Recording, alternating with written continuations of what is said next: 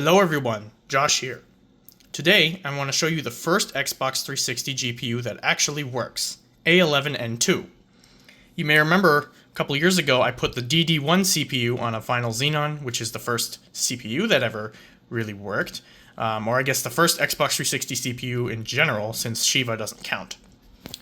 On the GPU side, I'll try to get this in focus, but it's a little hard because the silk screening is kind of bad, but it's an A11N2 part.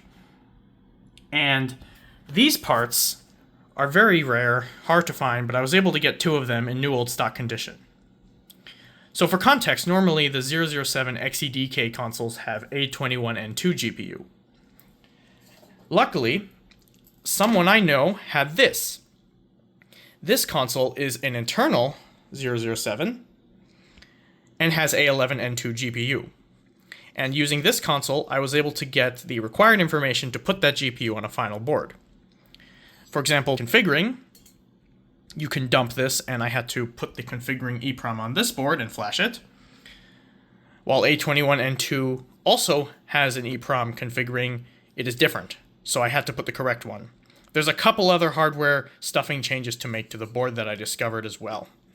If you're interested in seeing another board shot of this motherboard, if you head over to Xenon Library and you head to the FabG section, I have a picture of it right here. This is that exact board here. And you can see that I also have the XeDK configuration with A21N2 and another internal board with A31. So luckily this board was able to be in the wild, and thus I was able to get this working.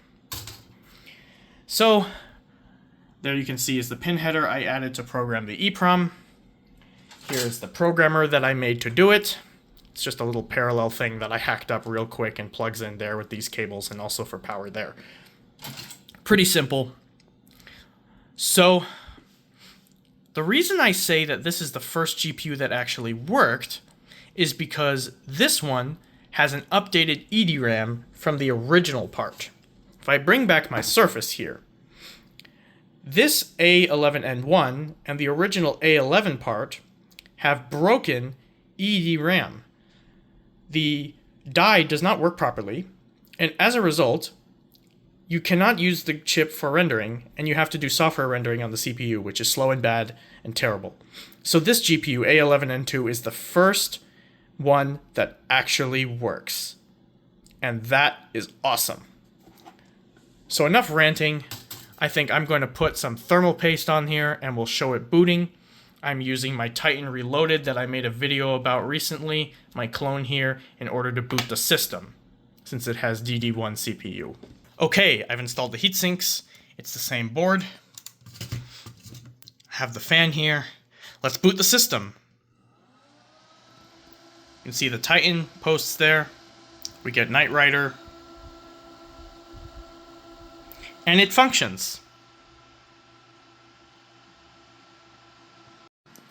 Something pretty interesting about running the demos is you can see they run pretty poorly.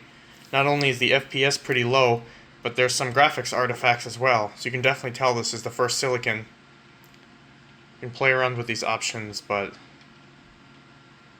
you can see there's just some flickering and artifacting and stuff.